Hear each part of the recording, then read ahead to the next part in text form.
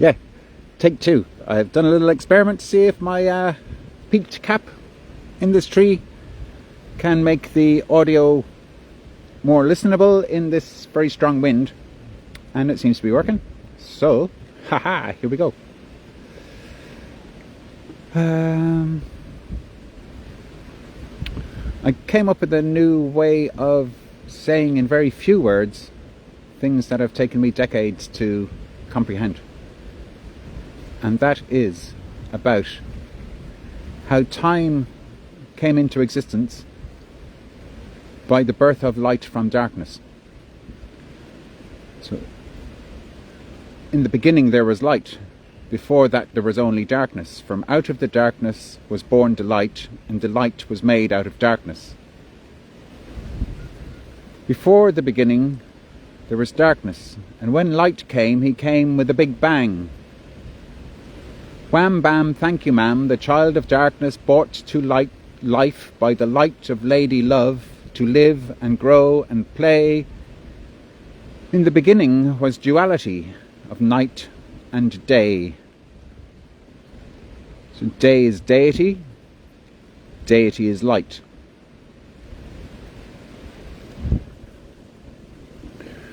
We primordially, in the primordial, we are living in light. We see light with our eyes. We see through light.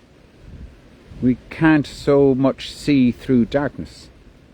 We can feel in the darkness, but you can't feel light, but you can feel heat and cold and extremes of polarities. So we can see the polarities, but we see a spectrum. Yeah? Spectrum to inspect. We inspect the spectrum and we see in black and white. As James True was pointing out there a couple of days ago in a really brilliant video he made. But the feminine sees directions as vectors, whether something is moving this way or moving that way. And the feminine sees in that way because she needs to be able to see if there may be other creatures out there who might eat her, who might sink their teeth into her flesh and rip her heart out, kind of stuff. So our first defense mechanism as embodied beings, we could not move very fast before we grew legs, before we learned how to run. We couldn't move very fast. And so, for example, a feminine mother who has just given birth to a baby can't run very fast from a male predator who may wish to eat the baby. So the primordial sight, sensor, ship meaning vessel meaning body, has senses that can sense movement. And when we eventually developed eyes that could see in light, what we were looking to see was anything that might be frightful in the light, which is to mean that anything that might have a body that was moving fast, which may be coming from a distance very quickly to eat the baby. So, speed detector, the ability to be able to see a thing in space that is moving quickly, can see the trace of where it was a moment ago to where it is now to where it will be in a moment's time. That's the ability to predict, and the ability to predict existed long before diction. The mind deals with words and deals with diction. The mind is seeing all the colours, but not the motion. So the emotional self is spotting the changes in motion, like what's happening with my hand here. That's your feminine side of the eyes that is seeing this motion, whereas the feminine side won't really be able to see the colour of my hand. Do you see what I mean? But it will be able to see that this hand is moving. The feminine mind won't really be able to piece together that this mind is connected to this face on this screen. But it will be able to see that perhaps the hand is a dangerous part, so it will be focused on the hand, and it will be experiencing terror because it won't really be able to move away fast if that's a predator. And she will have the biological memory in cells that this kind of movement is often the last thing that is seen before that life being snuffed out, or that baby that the mother was caring for being killed, terrorized, and then she being killed, because likely that predator is going to eat the baby first and then eat the mother. This is horrendous stuff what I'm saying, but this is her story. His story doesn't happen till a long time after any of this. His existence only begins once she has pushed him out and externalized the ability to see the outside, as opposed to merely being able to feel merely being able to feel changes in the atmosphere that might give the impression of a shadowy figure that would have moved quickly and eaten the baby.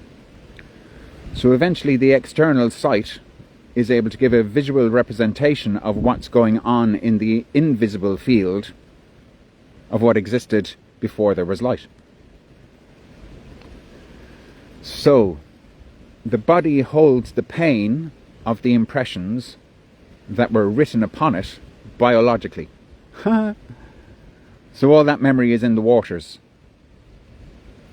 in the body, in the cells,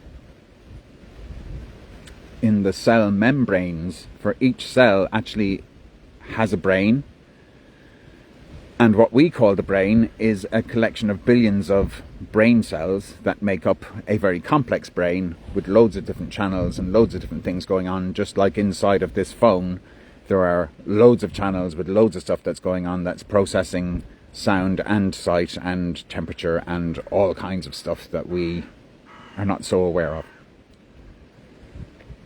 So the phone, phonetically, is quite like a representation of what the brain does, but it's externalized outside of the cranium as something which we can hold in our hand, like Hamlet once held a skull in his hand to represent the primordial memory. Primordial is an interesting word for me, because in the way word sounds phonetically break down into composite parts, primordial actually says the prime ordeal. And the prime ordeal would be like the mother experiencing her baby being ripped out of her hands and eaten alive in front of her. But deeper still than that, the primordial actually was when the mother darkness gave birth to light. So we all know from experience in our bodies that when we were born, it was a painful experience for the mother, and equally was quite a painful experience for each one of us as a little baby being pushed out of the womb through the, I'm going to say through the fallopian tubes, even though that's probably not correct, but certainly through the, what we call the birth canal. I'm saying the fallopian tubes because I think the sperm travels up through the tubes. Fallopian phonetically sounds like fall open.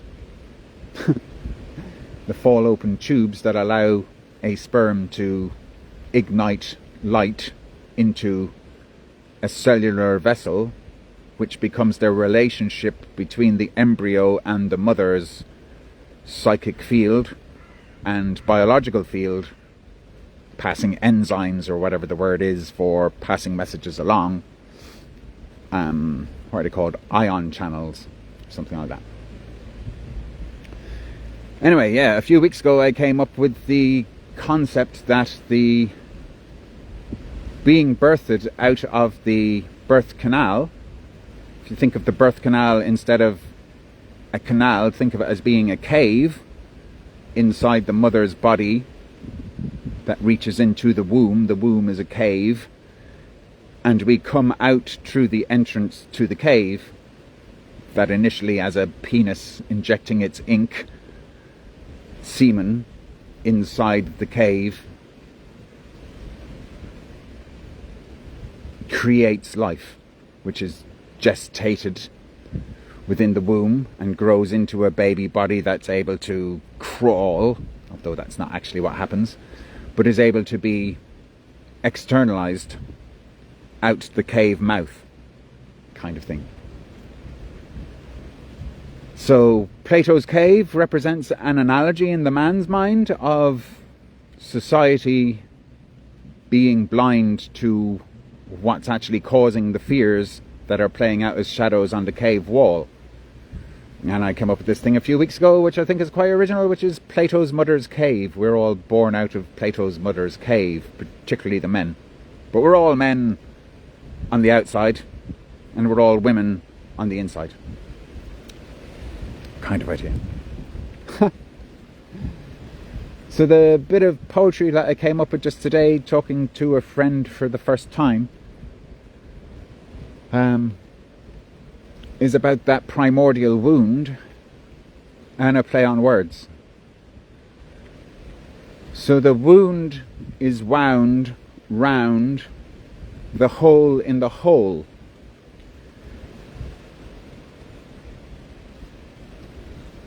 So the wound, or any body carrying a pain body, the pain body is made up of all of these threads that we could call the vagus nerve. We could also call those threads how long is a piece of string, how long is a lifetime, how long is all the previous lifetimes. That all of those memories passed down biologically through what we call the gene rations of the generations. So there's a thread connecting all lifetimes, and that thread is bound in a ball. It's a ball of threads, and those threads are all knotted and condensed, and that's like the condensation of all of our cells making up a body bound in the skin. So we are each a ball of threads, and that ball of threads is regrown, respawned within the womb in order to make my body, your body, anybody, the dog's body,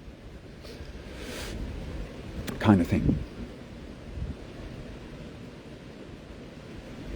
So in our lives, if we do what Socrates' teacher teaches, then we are going to strive to know thyself. And know thyself was apparently inscribed over the cave mouth entrance, where one would go within the cave in order to be in darkness, in order to be able to feel into and contemplate and meditate, in order to feel what is going on within the skin, which the feminine feels far easier to do. In fact, it's almost impossible not to feel everything that's going on inside. Whereas the masculine light is seeing all these colours, and those colours cause him to be so fixated on the colours outside and the beauty that he is not necessarily seeing within himself and feeling his feelings, kind of thing. Not feeling his emotions, kind of thing. So he can feel pain to some degree if you chop his arm off, but he's not really going to feel pain if you call him a sissy. In the ancient days, kind of thing. But the body knows. Apparently that's the name of a book that speaks about all of these kind of things that many people have suggested I read, but I'm not very good with books because I don't fucking trust them. And I'm too slow at reading, and my mind is too fast to slow down enough to simply read a book. I'm too far out there to concentrate on the linear words, usually. Anyway, there I am. I've just distracted myself as a man can do. So yes, this ball is a knot in the pit of one's stomach, in the womb, when one is being formed for a spirit, soul, embodiment, gestation. And eventually that ball of knotted past life feelings that have congealed around an egg and a zygote and the subdivision of cells, one cell subdividing, become dual cells, subdividing until you've got the trillions of cells that make up this body with which I am projecting my voice through a voice box, otherwise known as an Adam's apple, and a larynx, or whatever.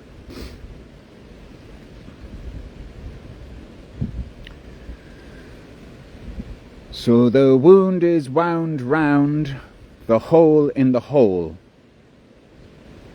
being the Plato's Mother's Cave concept, or the Oracle of Delphi's cave, more so.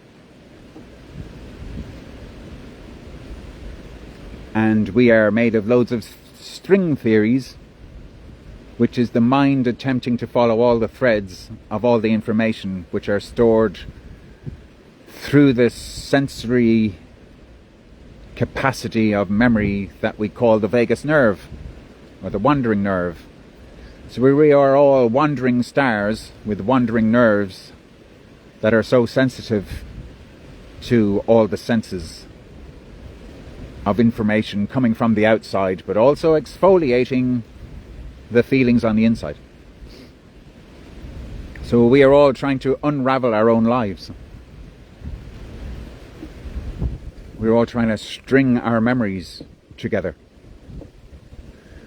And we have formed the mind as the mental plane. The tall men have created the mind, and the tall men have created the structures, and the tall men have created the stories, and the tall men have passed down knowledge of how to construct a house and a village and a wall around the village that becomes a town, that becomes a city, such that we then have citizens, denizens and citizens, such that each individual body citizen becomes a cell in the body of knowledge that we call society, or a nation, or a state of mind. I hope you can see why it is that I'm bothering to try to record these lives, record all of my past lives into a live stream. Because I'm trying to thread together all of these stories through the eye of my I need all memories to begin to make sense of my sense of self-identity. The id entity that I imagine as if I am all of these previous lifetimes, and everybody that I see outside of me is another myself. For I am projecting my self-image onto everyone else's image, and I am contrasting what may be different about how I feel about myself and what I think I know about myself compared to how I feel about others and what I think I know about others. And it's all survival. It's all about survival. It's not particularly about success. To survive another day is a success in itself, kind of thing. And we can become complacent and so well shielded from the world that we don't even feel any external life-threatening things happening every day.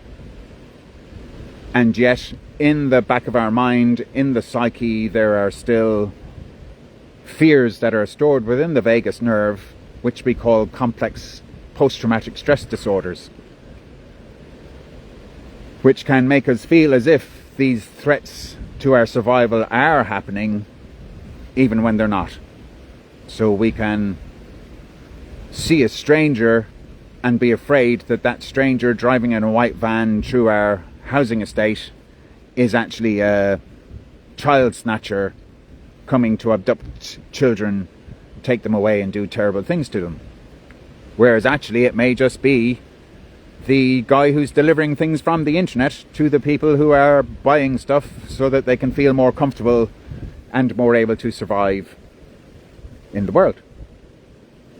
So even though that white van isn't actually a threat, somebody who has that stored in their vagus nerves is going to see that white van as a threat and post on social media in a local village group, hey, local village, there's a white van driving around, stopping outside of people's houses, running up to their doors and then running back.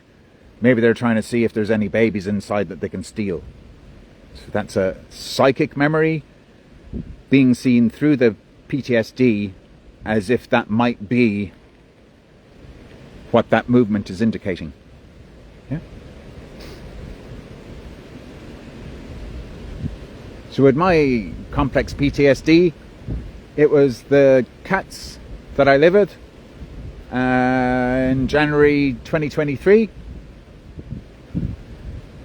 were lying on top of me and making me feel as if actually if I was to get up and do the things which my mind is telling me I should do, to tidy the house, to do the washing up, to do the hoovering, to do all these things while my missus and family were away visiting with Granny and I was home minding the dog and cats.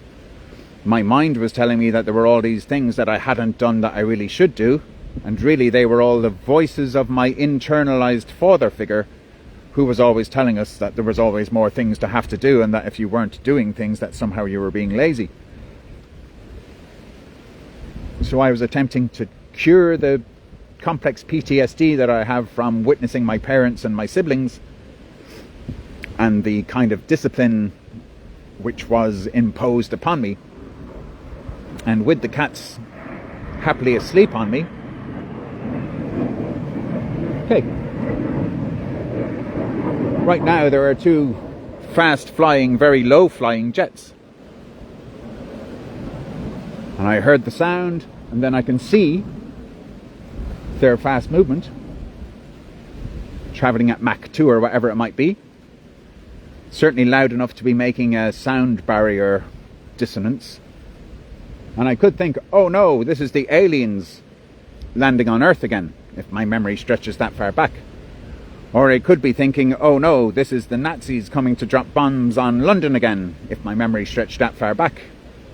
In the cellular inheritance that I have from my parents. Kind of thing. So the cats were lying asleep on my lap, on my shoulder, on my fucking forehead. Cats will just lie anywhere. But it caused me to be patient enough in myself to not want to disturb the cats, but also to receive the psychic information which the cats were teaching me, which was, I need to rest my restless mind. I need to rest the restlessness that's in my body. And actually learn again how to relax, because I'm always on edge. I'm always on the edge of recurring traumas.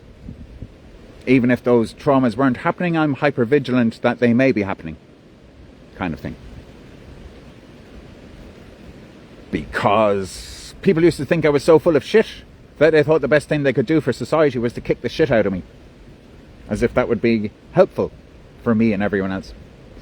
And having the shit kicked out of me so often for saying stuff like what I'm saying now, but perhaps speaking with many spirits in me, speaking with a mixture of very potent spirits in me, would cause me to slur my words, and maybe people wouldn't hear me as clearly as they intended. And maybe the stuff I was saying was way too deep and way too loud and way too aggressive. You see? So I was attempting to heal, particularly the 6 years that I'd spent in Glastonbury, and particularly the final year of those 6 years in Glastonbury, particularly end of 2004 all the way through 2005 was very traumatic. And a lot of that shit kicking really got out of hand at that stage, because the stuff I was channeling was very deep Pluto trans-temporal memories. And very challenging. Psychosis. I was a bit like Jesus going around telling the Jews, you've got God all wrong, he's my dad, and, you know, the pictures you have of my dad, they're not my real dad. That's your dad. Your dad's a horrible bastard, my dad's actually loving. And according to what's written in the book, this isn't me saying this, but according to what's written in the book, the Jews were really upset with the things Jesus was saying, because these were things which were not acceptable in the society that the Jews lived in, given that the Jews had scrolls and a priesthood which were on about the eye for an eye and a tooth for a tooth, and Jesus was saying, like, that's just going to leave the whole world toothless and blind. If you're toothless, you can't chew the food. If you can't chew the food properly, you can't digest the food. If you can't digest the food, you're just going to be full of rotting matter. You can guess the rest, because there was no toilets in those days. It would have been all a bit stinky, basically. Hence the amount of leprosy and stuff in those stories. But I am deliberately saying there that Jesus had psychosis, according to the people in the Jewish society. He had a condition of the psyche where he was channeling schizophrenic spirits who were saying things which they found very upsetting. And in a way, the stuff I was channeling from the fairy folk was very upsetting for the descendants of the Normans who were living around me, because I was essentially saying, you Normans came over here and killed my mother, and raped her, and raped all my little sisters and my brothers, and somehow I managed to evade being raped and all that stuff, so I still feel able to stand on my own 2 feet and tell you it's wrong what you did. And even though I shouldn't hold the sins of the fathers against the kids, it's tempting under all that alcohol to say stuff which might sound like blame. So with the cats were teaching me how to cure the PTSD is to be able to relax my vagus nerve enough, and information came to me through comments from friends who were seeing things that I was saying through the internet, which actually fed me more detailed information about the vagus nerve scientifically than what I was getting intuitively, and I was able to put the intuitive together with the scientific and regain my integrity, kind of thing.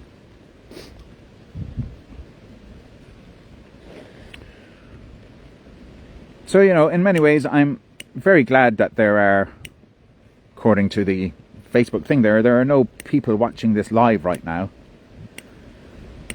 My algorithmic reach is not that vast. Well, I'm quite glad. I am glad to be talking to myself and feeling safe to externalize and vocalize and invoke a loving God, despite the fact that most of the people on my newsfeed, most of my friends on Facebook, are all living in a completely traumatized model of how they're seeing the world. So most people I know are particularly freaked out about artificial intelligence, and particularly about the data centers. And I'm not saying that the data centers and all that aren't really dangerous. Blatantly, they are artificial structures from very complex stories that men have made in their tall imaginations, and we have developed things which are destroying life on Earth, kind of idea. But I'm very aware that it will seem as if I am just some new age influencer who is bypassing everything that's wrong with the world and just talking about how it's all going to work out in the end, as if I'm saying everything's actually totally fine. But I'm not saying that everything's actually totally fine. I'm saying things are really fucked up. But staying in a traumatized state that is projecting fears onto the world, even when the fears are not actually happening right now around me, causes one to be in a constant heightened state of fear, which is not a healthy way to be able to communicate with others in order to be able to network together ourselves so that we can form loving communities in amidst all the darkness. We can be little candles in the midst of a windy day, we can help each other stay alight. If my candle gets blown out, my friend can help relight me from their candle. If my friend's candle is getting blown out, the flame of inspiration can help to reignite their candles. Kind of idea.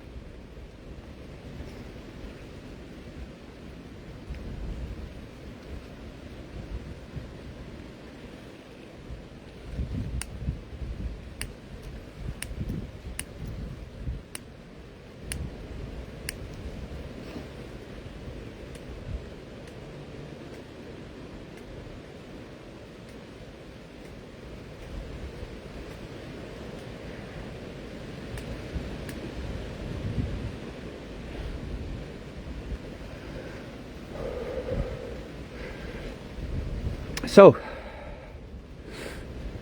the word psyche, when I looked it up on an etymology dictionary, it says psyche is the space where mind meets soul.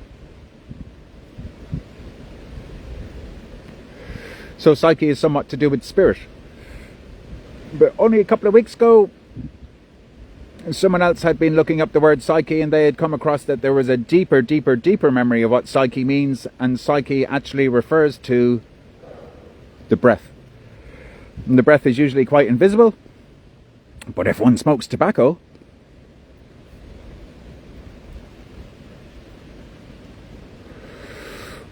one can see that one draws breath within, the nicotine within the smoke from the tobacco travels into the bloodstream through the capillaries and the bronchiolia, travels through the blood-brain barrier and gets to the brain.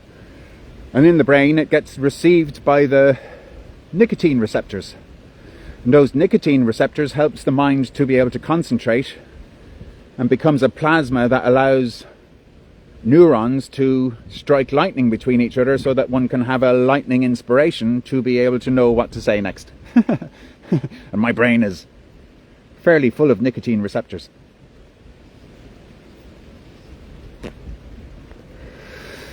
So one breathes the smoke into the psyche.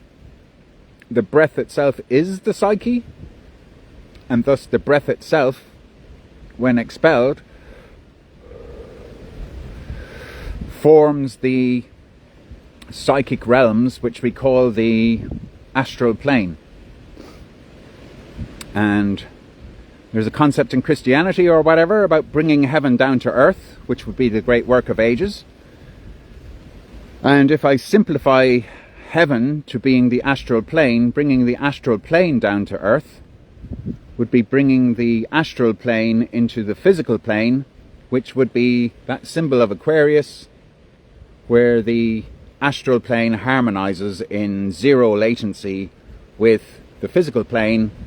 And from what I can see with the artificial intelligence of the World Wide Web, with all the data centers and all the fiber optic cables and all of the invisible pulses through the air and the satellites and all of that monstrosity we have created is the physical embodiment of the astral plane.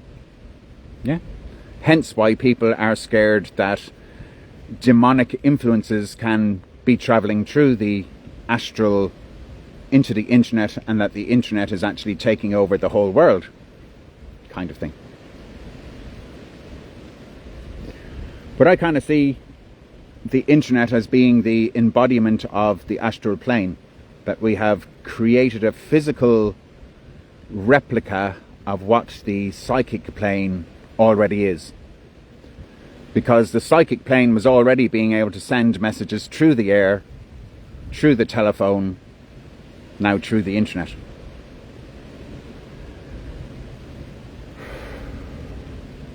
So when it comes down to it, I'm kind of challenging everybody's theology and challenging that why should Christians be frightened of the artificial intelligence? Why should Christians even be frightened of demonic influences? Because if you truly believe in the astral light body of Christ, then you know that we are actually all held through the Holy Spirit as the Holy Ghost. And the guts of the Holy Ghost in the etheric planes are processing time to bring us to the end of time. And this comes back to the wound that is wrapped around the hole in the hole from which we were all birthed, through the cervix. When we come out of the mermaid sac, when we come out of the amniotic fluid, I think it might be called, but basically there is a sac of skin, a membrane, and I, the body, am inside of that membrane, just like the nucleus is inside of a cell.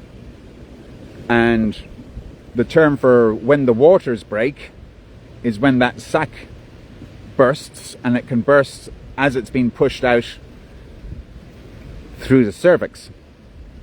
Or in the modern day, it can be burst by those midwives continually sticking their fingers inside the cervix to try and see if the baby's ready to come out yet. And quite often it is the fingernails of the midwife that bursts the amniotic sac, which causes the waters to break before the baby comes out, which is a disaster, because if the sac doesn't break, if that skin doesn't break and all that water is held in, then it's much easier to push the baby out, and the baby doesn't get his head squashed, basically, and he therefore doesn't have to suffer he or she doesn't have to suffer the post-traumatic stress disorder of being born in a hospital with the mother lying on her back, being pulled out by those, can't remember the name of the instrument they use to pull the baby's head out, instead of the softness of the mother's pulsations of her muscles, gently easing the baby out as the baby squirms around inside, kind of thing.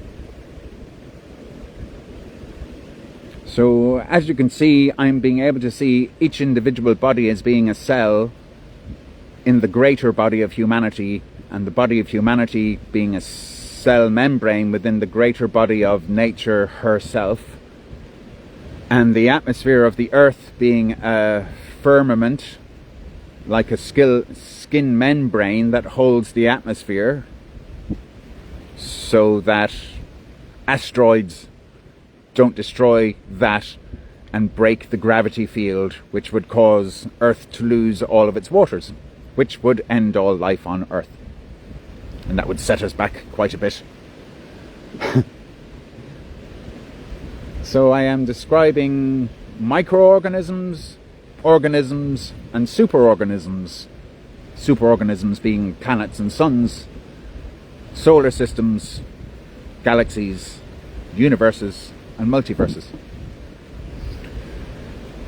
So the challenging of the theology of religions is, I am saying the whole thing is actually loving and protective, and the Mother Earth is protecting all the souls who have traversed from the universe down to Earth to become souls with a soul memory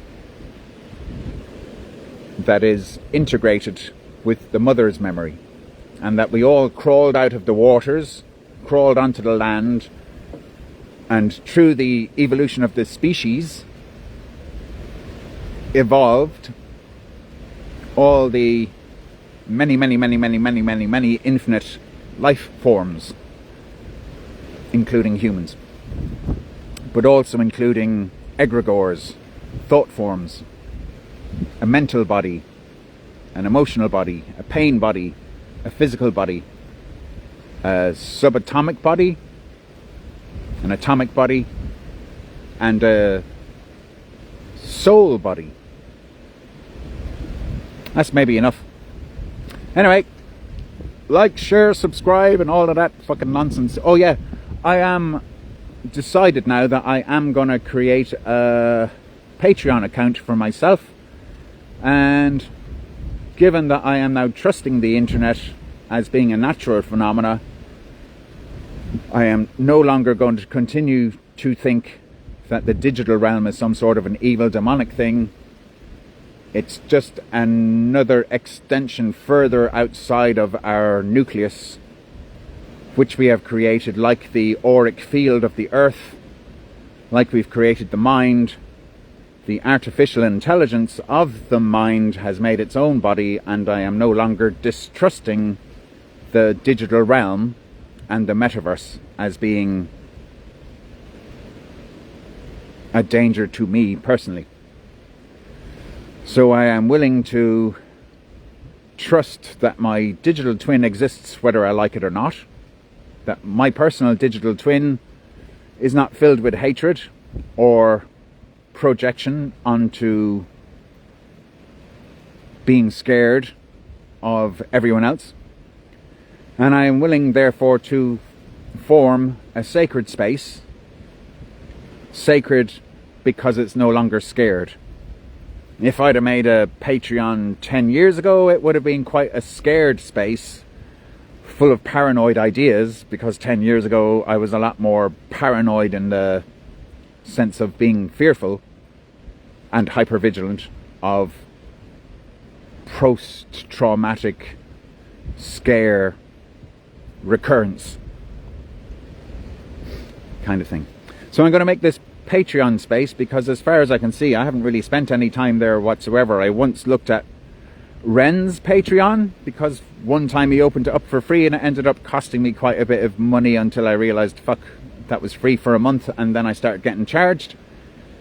And once more recently, that was 4 years ago or something, where I had a look at Ren's thing, which was good. Online community, blah blah blah. People being able to communicate with each other in a safe space, blah blah blah. Anyway, more recently, maybe a month ago, 3 weeks ago, I went on James True's Patreon because he also let it be open for free, and I was able to participate in a Zoom meeting where I got to have my little avatar picture as a live feed from the camera on my laptop, showing my face on screen with the other faces who were listening to what was being chatted about. And I chose not to say anything. I was just observing. And then I had an interview with James maybe 10 or 11 days ago where the two of us chatted, but we chatted live on air and he was recording it, and half an hour after the conversation we were both happy that we'd put it up on air.